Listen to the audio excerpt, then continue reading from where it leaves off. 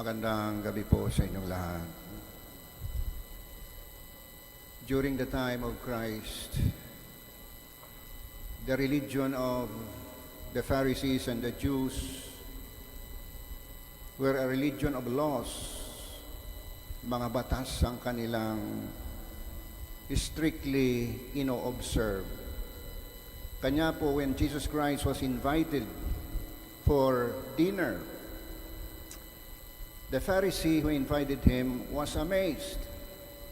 Bakit hindi daw naghugas si Kristo ng kamay bago kumain? It's a prescribed ritual bago kumain. Kaya si Kristo ang tingin sa kanya ay unclean. My dear brothers and sisters, we could say that the Jews was very religious. In fact, they were holy. Unfortunately, their holiness and religiosity was only in the eyes of people, in the eyes of men. Because they observed the externals. They focus on the externals. Kanya po, masasabi po natin sa mata ng mga tao, napaka-religious ng mga Hudyo.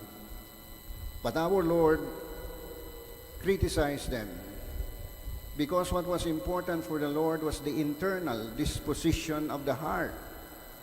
Maaring ang sila'y malinis sa mata ng tao, marumi naman sa mata ng Diyos. Dahil ang kanilang puso ay punong-puno ng hatred, ng galit sa kapwa-tao. Ang puso naman nila ay corrupt. Ika nga internally, they were unclean. Kaya our Lord was really disappointed. Secondly, the Pharisees and the Jews focused their attention on the details.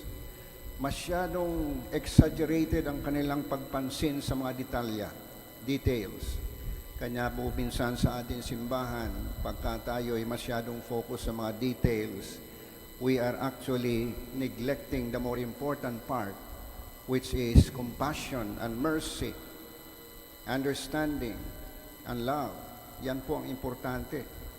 Kanya po kung minsan masyado tayong nafo-focus sa mga the manner of walking, the manner of dressing, the manner of singing.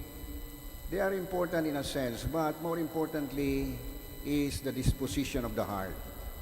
Ang puso mo ba ay may compassion and mercy and understanding? And so, my dear brothers and sisters, we have a very perfect example of today's saint, Saint Teresa of Jesus, a very simple nun, and yet she showed the way to love. I hope we can follow her example.